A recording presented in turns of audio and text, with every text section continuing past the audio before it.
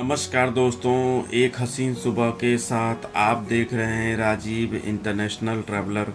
मैं आपका दोस्त, मैं आपका भाई राजीव यादव। अगर मेरे चैनल पे कुछ भी अच्छा लगे तो लाइक करें, शेयर करें, कमेंट करें और चैनल को सब्सक्राइब करें।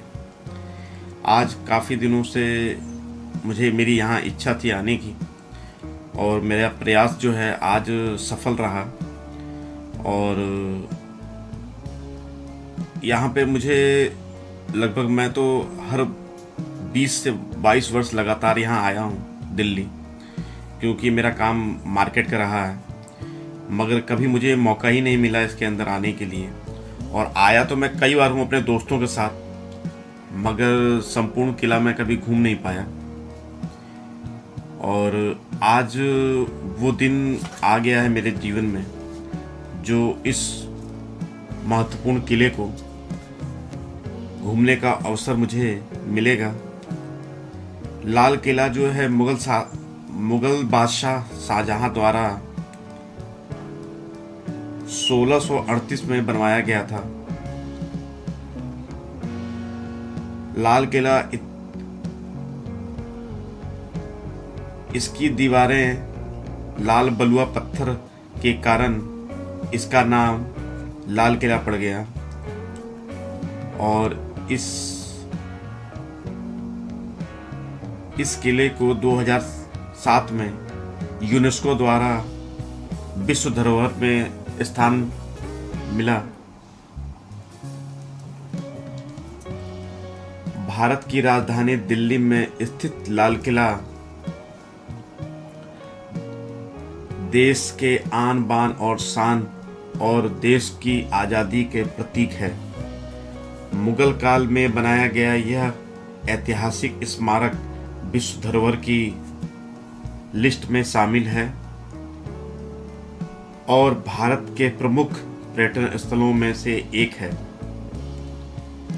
लाल किला का सौंदर्य और भव्यता और आकर्षण को देखने दुनिया से लोग यहाँ आते हैं।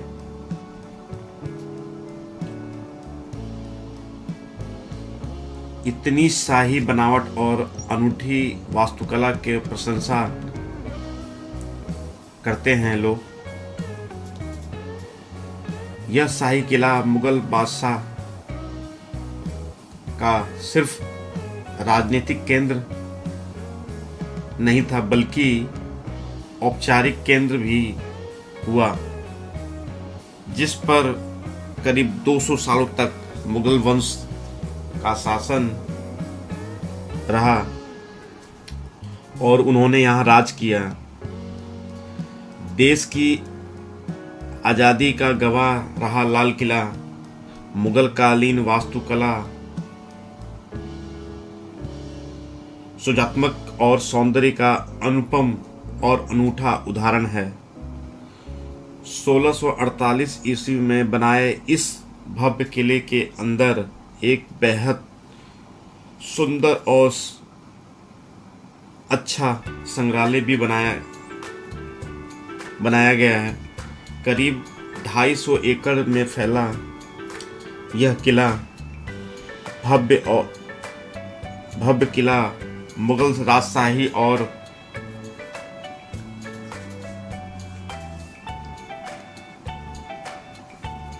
गहरे संघर्ष के दास्तान बयां करता है। वही भारत जो राष्ट्रीय गौरव माने जाने वाले इस किले का इतिहास बेहद दिलचस्प है। शानदार किला दिल्ली के केंद्र में यमुना नदी के तट पर स्थित है, जो कि तीनों ओर से यमुना नदी के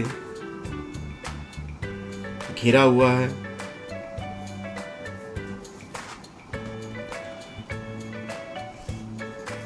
और भारत का ये सबसे पहला शोरूम भी है, जहाँ पे सोने चांदी के बर्तन और आभूषण और हीरे जवाहरात की दुकानें थी। और ये भारत में पहला ऐसा किला था जिसके अंदर शोरूम बनाया गया था। और जो शाही महिलाएं थी वो यहाँ पे आकर अपना ख़रीदारी करती थी। और ये किले के अंदर बनाया गया है, काफ़ी दिलचस्प और काफ़ी सुंदर है। और इसकी वास्तुकला को आप देखेंगे, इसके अंदर हवा का और पानी की ऐसी अच्छी व्यवस्थाएं की गई हैं जिससे पानी को एकत्र किया जाए। और यमुना के किनारे होने के कारण यहाँ का जो वाटर लेवल था वो भी काफ़ी अच्छा था। और अब वो मुगल राजशाही तो रही नहीं, तो आज की डेट में जो यहाँ दुकानें हैं उन्होंने अपना नया बिजनेस में परिवर्तन कर लिया है। और आज यहाँ पे कपड़े और अनेक प्रकार की यहाँ दुकानें लगाई जाती हैं। मगर ये भारत का सबसे पहला शोरूम था जहाँ पे गहने और ये मिलते थे। और यहाँ पे हवा के आने और जाने की इतनी अच्छी व्यवस्था की है जिससे इसके अंदर बिल्कुल भी गर्मी महसूस ना हो। और बहुत ही बेहतरीन इसकी कलाएं। और यहाँ पे लोग अक्सर जो है इतनी भीड़ लगती है यहाँ पे, क्योंकि देश के कोने कोने से लोग यहाँ पे इस किले को देखने के लिए आते हैं। और किले का बड़ा पुराना इतिहास रहा है। मुगल बादशाह शाहजहां ने इस किले को बनवाया था। यह किला लगभग 250 एकड़ में बना हुआ है और अपने ज़माने में ये बहुत ही बेहतरीन और बहुत खूबसूरत किला रहा है। इसके मेन किले को लाहौरी गेट कहते हैं, क्योंकि इसका जो गेट है वो लाहौर की तरफ है। और इस किले का डिजाइन जिसने किया था वो अहमद लाहौरी थे। और उन्होंने इस किले में बनाने में उन्होंने अपना सारा संपूर्ण जो ज्ञान था और उनके अंदर जो वास्तुकला थी उन्होंने इस पे लगा दी थी। और मुगल बादशाह शाहजहां के द्वारा बनाई गई सभी इमारतों में अपना अपना अलग अलग ऐतिहासिक महत्व रहा, जबकि उनके द्वारा बनाया गया जामा मस्जिद, ताजमहल को सौंदर्य और आकर्षण की वजह से जिस तरह दुनिया में 7 अजूबों में शुमार किया गया, उसी तरह दिल्ली के लाल किला को विश्व भर में महत्व मिला। और हम लोग इस किले के अंदर आ गए हैं और ये किला काफ़ी बेहतरीन है। और हम कोशिश करेंगे कि इस किले के अंदर की सारी बनावटों को और मुगल बादशाह के द्वारा बनाई गई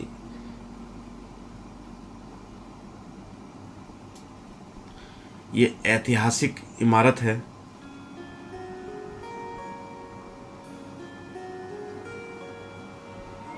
शाहजहां ने इस किले के उन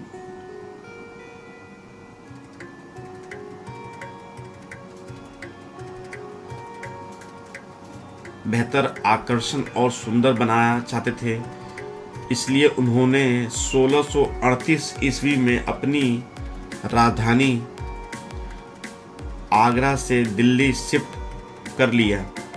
फिर तत्कालीन इस किले के निर्माण में ध्यान देकर भव्य और आकर्षक रूप दिया। मुगल सम्राट शाहजहां ने आगरा में स्थित ताजमहल के भव्य रूप देने वाले डिजाइन और मुगल काल के प्रसिद्ध वास्तुकला उस्ताद अहमद लाहौरी ने इस किले की शाही डिजाइन बनाई थी। वही उस्ताद अहमद अपने नाम की तरह अपनी कल्पना शक्ति के शानदार इमारत बनाने में उस्ताद थे। उन्होंने लाल किले को बनाने की अपनी पूरी विवेकशीलता और कल्पनाशीलता का इस्तेमाल कर इस सुंदर और भव्य रूप दिया।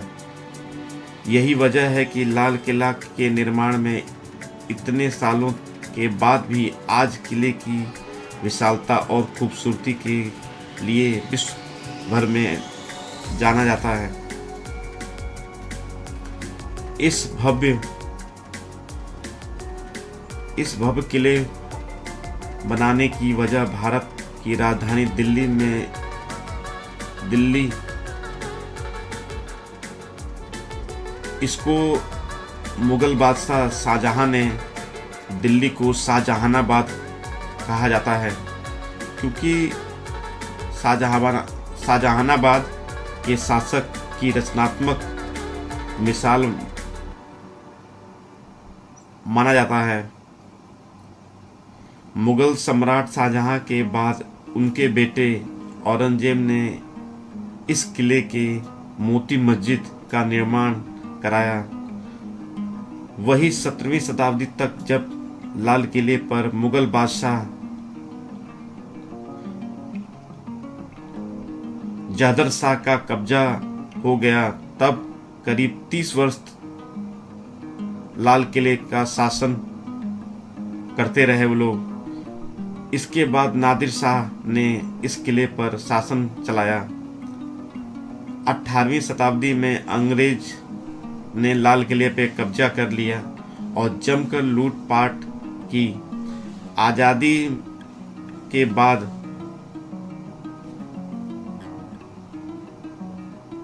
देश के पहले प्रधानमंत्री जवाहरलाल नेहरू ने इसी किले पर तिरंगा फहराया और देश के प्रति एक संदेश दिया।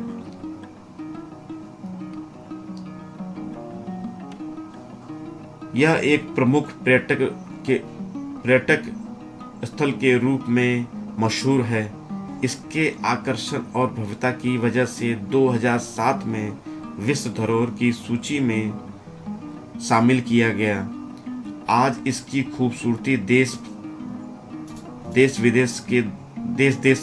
विदेश के कोने कोने तक लोग दिल्ली में आते हैं इसको देखने के लिए।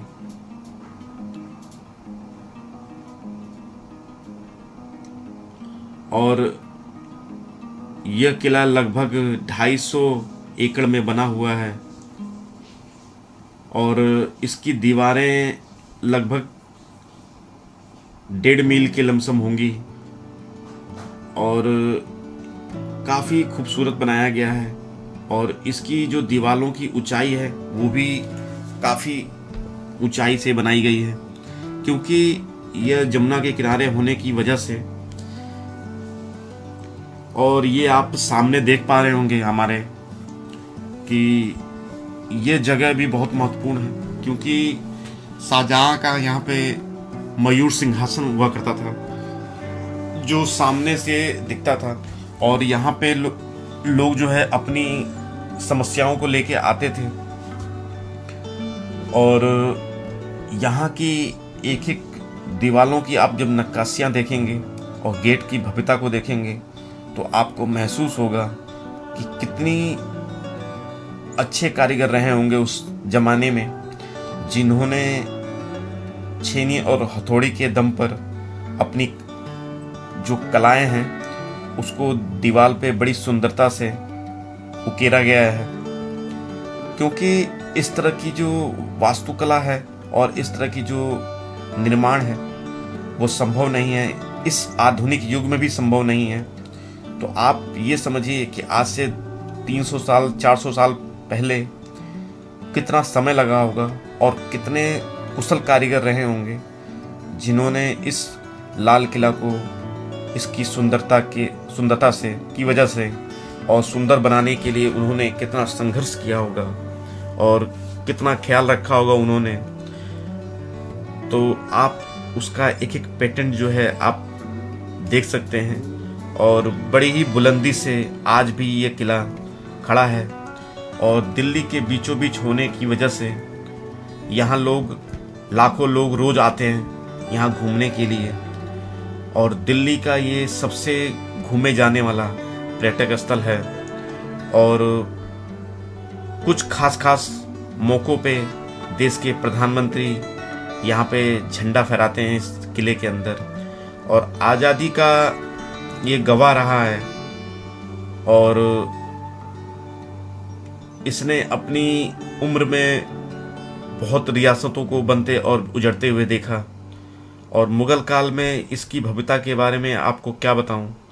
अब आप समझिए, इस पार्क की व्यवस्था और इस किले में इस तरह की व्यवस्था अब है, तो जिस समय ये नई बनाई गई होगी उस समय इसकी बनावट और इसकी सुंदरता क्या रही होगी, इसकी भव्यता क्या रही होगी। आप सोच सकते हैं इस चीज़ के बारे में। इसको बड़े ही नाप तोल से और बड़े ही अच्छे से इस किले को बनाया गया। लाल किले की योजना पूर्ण रूप से की गई थी।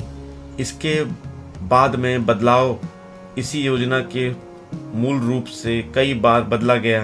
18वीं शताब्दी में लुटेरों ने जब इस किले को लूट लिया और इसकी सुंदरता को खराब कर दिया, तो बाद में इस दीवारों को और इसकी सुंदरता को दोबारा अच्छा बनाने की कोशिश की। और सबसे ज़्यादा इन्होंने, अंग्रेज़ों ने इसको क्षतिग्रस्त किया। और इसके अंदर जो महलों के अंदर जो हीरे जवाहरात और पन्ना इस टाइप के जो आभूषण लगे थे, उसको भी यहाँ से अंग्रेज़ जो है चोरी करके और लूट कर यहाँ से ले गए। और भारत को आज भी सोने की चिड़िया कही जाती है, और इसके पहले भी कहा जाता रहा होगा। मगर अंग्रेज़ों ने सिर्फ हमारी संस्कृति को ही नहीं ख़त्म किया, और हमारे कल्चर के साथ भी उन्होंने छेड़छाड़ की। और हमारे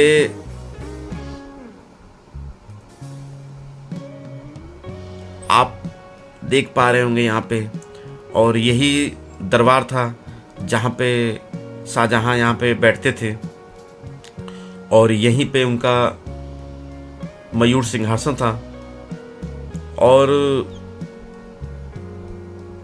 आप समझिए कि 300-400 वर्षों में इसकी खूबसूरती इतनी है, तो जिस समय इसको बनाया गया हुआ और इसकी खूबसूरती क्या रही होगी।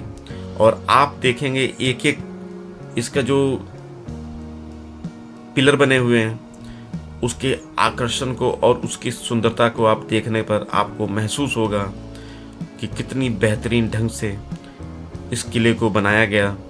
और यहाँ पे बनाने वाले जो कुशल कारीगर रहे होंगे, उन्होंने भी अपनी कौशलता का परिचय दिया, और कितने वो काबिल रहे होंगे आप इसको देखकर समझ सकते हैं। और यही आज, अब तो मयूर सिंहासन इस भारतवर्ष में नहीं है, उसको लोग लूट के ले गए। मगर जो यहाँ पे मार्बल से बना हुआ मयूर सिंहासन है, वो है रखा हुआ है यहाँ पे। तो आजकल सरकार जो है इसको, इस पे कांच लगा दिया है जिससे कोई छेड़छाड़ ना करे इसको।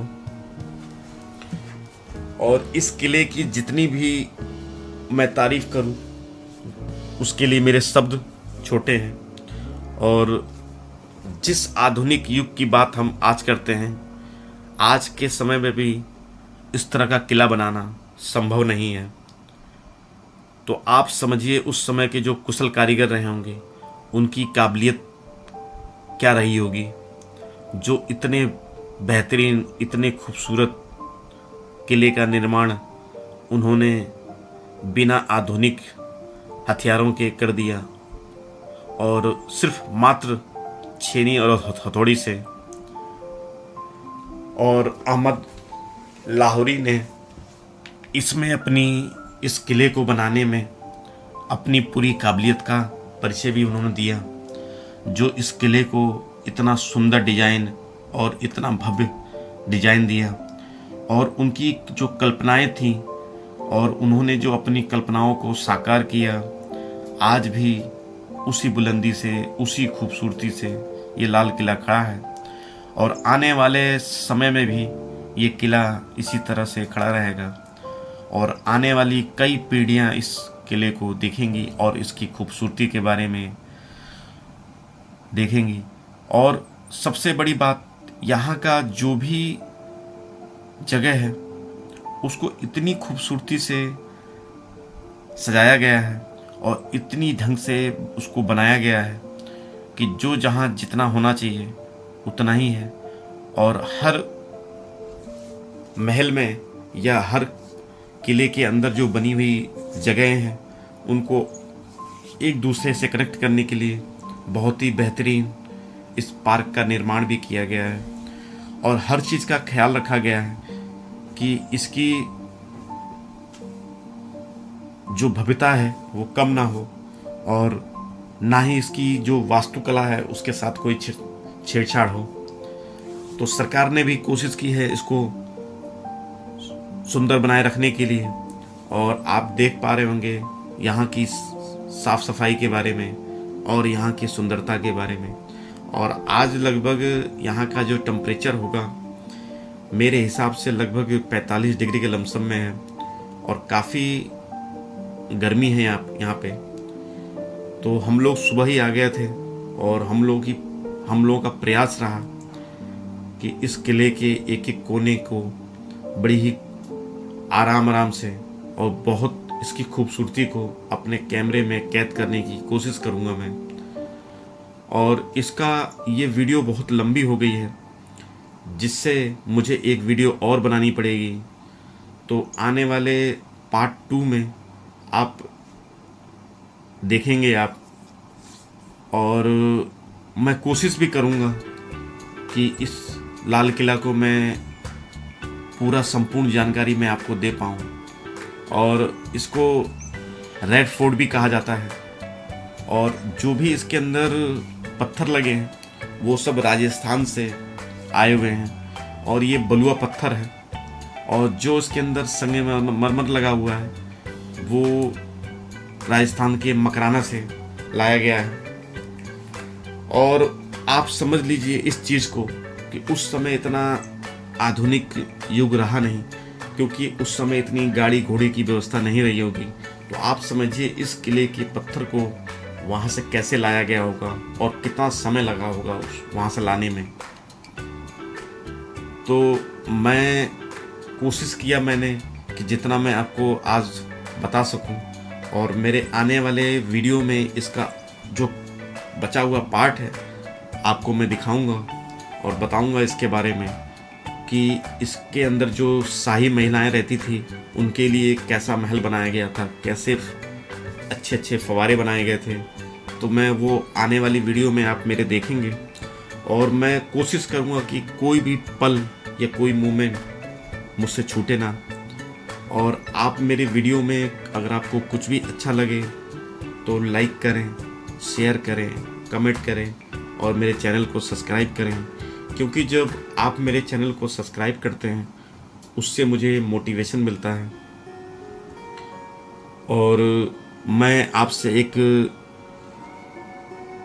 बात और कहना चाहता हूँ कि किसी भी वीडियो को बनाने में काफ़ी समय लगता है और वक्त लगता है, और जब हम कोई वीडियो एडिट करते हैं या बनाते हैं तो हमारा भी बहुत समय लगता है। तो आप लोग मुझे सपोर्ट करें। और ये मुमताज़ महल है जहाँ पे हम अभी घूम रहे थे, और यहाँ जितने भी महल हैं मैं उसको सबको कवर करूँगा। और थोड़ा सा आगे चल के हम लोग थोड़ा सा 10 मिनट रुकेंगे और आराम करेंगे, क्योंकि हम लोग सुबह से आए हुए हैं और काफ़ी थक गए हैं हम लोग भी। तो आप मेरे वीडियो को देखते रहें और आने वाला समय में इसका पार्ट 2 भी आपको मैं दिखाऊंगा। और क्योंकि ये वीडियो काफ़ी बड़ी हो रही थी तो मैं चाहता था कि आपको इसको 2 पार्ट में दिखाऊं। और यहाँ पे जो पेड़ लगे हुए हैं वो भी काफ़ी पुराने हैं, क्योंकि ये किला बहुत काफ़ी पुराना है। और सबसे बड़ी बात, यहाँ पे सबसे इसकी खूबसूरती का सबसे बड़ा कारण रहा है यमुना के किनारे ये बसा हुआ है और इस किले के चारों तरफ यमुना घिरी हुई है। और मेरे चैनल में अगर कुछ भी अच्छा लगे तो लाइक करें, शेयर करें, कमेंट करें और चैनल को सब्सक्राइब करें। पार्ट 2